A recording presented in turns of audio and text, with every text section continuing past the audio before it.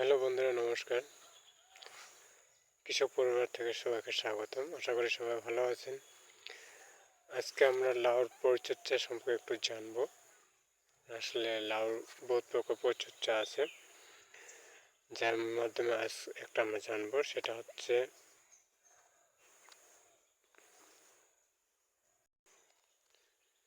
হচ্ছে আসলে লাউয়ের যে পাতাগুলো আছে, নিচের পাতাগুলো যেগুলো কোনো কাজে লাগে না বা অতিরিক্ত কি আছে, সেগুলো আমরা কাটে দেবো।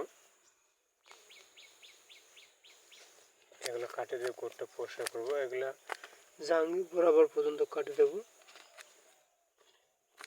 নিচে যতগুলো পাতা আছে সব জাঙ্গি বরাবর কাটে দেবো। জাঙ্গির নিচে কোনো ওগুলো পাতা রাখবো না।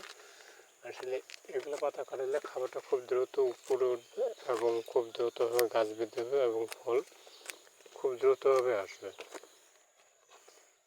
কারণ জাঙ্গির নিচ পর্যন্ত এই পাতাগুলো তেমন কোনো একটা প্রয়োজন নেই বা দরকার পড়ে না। সুন্দর করে পরিষ্কার করে দিতে হবে এবং যে ডোকাগুলা নিচে পড়ে থাকতেছে, যে ডোকাগুলা নিচে আছে, সেগুলো সুন্দর করে উপরে তুলে দিতে হবে।